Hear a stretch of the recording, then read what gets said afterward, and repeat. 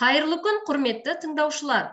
Сіздермен бірге бүгін мен Алматы облысы тіл оқу әдістемелік орталығы Еңбекші Қазақ аудандық филиалының оқытушысы Балжан Жақсылыққызы Ахметова. Бүгінгі сабағымыздың тақырыбы менің демалысым. Грамматикалық тақырып болжалдық келер шақ. Сабақта кездесетін жаңа сөздермен таныс болыңыздар, менімен бірге қайталап отырыңыздар. Құм, құм қалашық, көрнекі жерлер, теңіз жағасы, тарихи жерлер, қызықты демалыс, қызықсыз демалыс, ұмытылмайтын демалыс, ұмытылмас демалыс.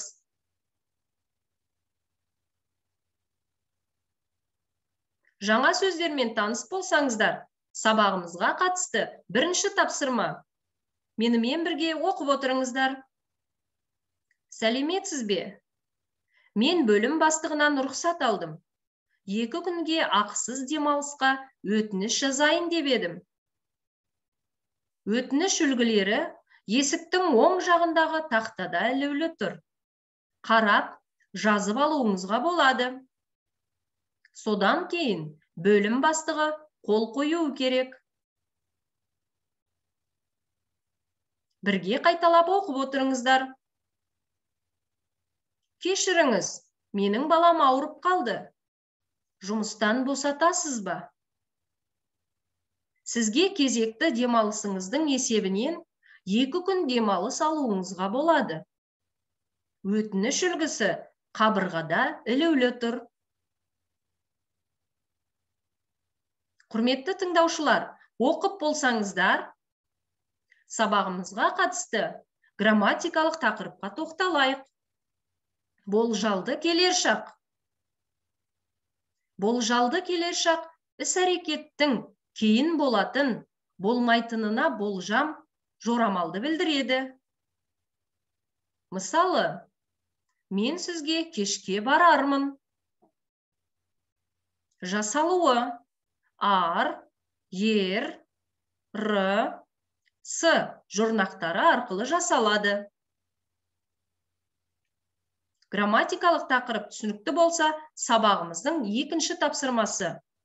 Алдарыңызға беріліп тұрған сұрақтарды жауабымен сәйкестендіріп жазып шығыңыздар.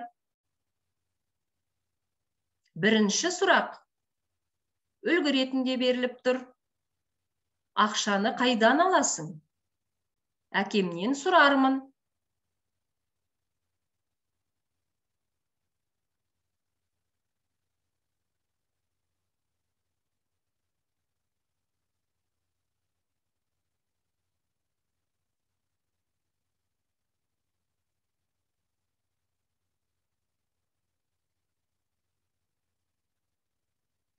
Тапсырманы орындап болсаңыздар, тексеріңіздер.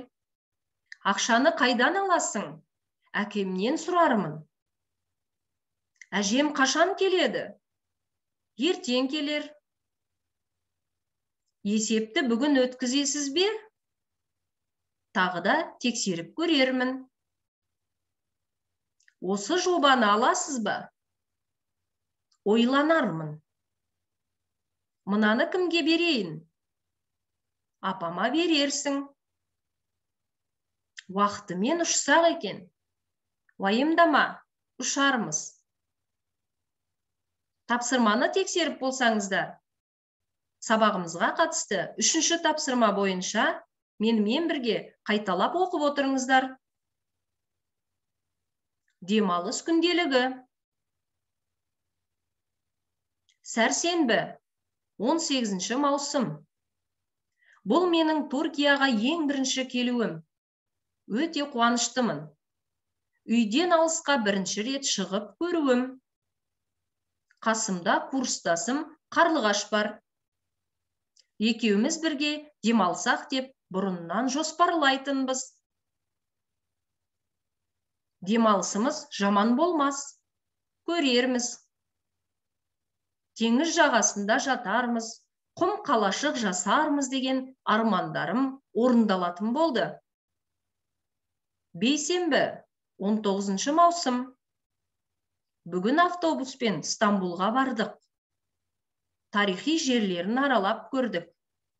Мәдениетімен, тарихымен таныстық. Ел жер аралап көрсем, демалысым қызықты, есте қаларлықтай болса дейтінмін. Қарлығаш барамын дегенде қатты қуандым. Өйткені екеуміз көп көрсе бермейміз. Жұмысымыз бөлек. Сол себепті бір-бірімізге көп уақыт бөлерміз дедім. Автобуспен қонақ үйге келе жатырмыз. Мен одан шаршай бастадым. Себебі ол тоқтамай сөйлей береді екен. Басым ауыра бастады. Жұма, 20 маусым. Жағажайдамыз. Таңғы ас кезінде ол ауа райы, тағам және жағажай жайлы шағымданды. Оған Түркияның тамақтары да ұнамады. Маржан, қашан кері қайтамыз деп айта берді. Не істер екенмін? Сенбі, 21 маусым. Сағат 12:30. Кафеде тамақтанып отырмыз. Қарлығаш өлең айтып, тағы да сөйлей бастады. Мен енді онымен демалысқа шықпаспын деп шештім. Өйткені маған шағымданғыш, көп сөйлейтін адамдар ұнамайды. Шаршадым. Демалысым ұмытылмастай болатын болды. Құрметті тыңдаушылар, оқып болсаңыздар, сабағымызға қатысты 4-ші тапсырма берілген сұраққа мұқият болыңыздар. Маржанның құрбысы Қарлығаш қандай адам? Мәтіннен оны сипаттайтын сөздерді табыңыз.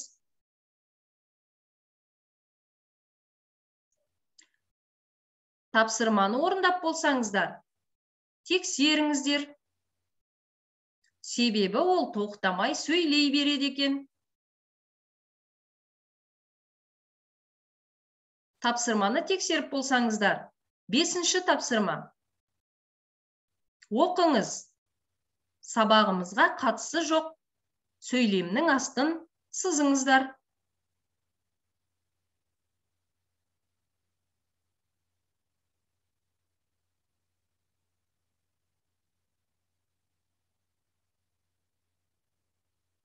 Тапсырманы орындап болсаңыздар, тексеріңіздер.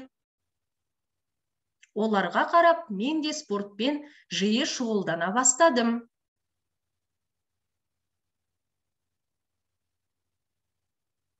Тапсырманы тексеріп болсаңыздар, назарларыңызға үй тапсырмасы.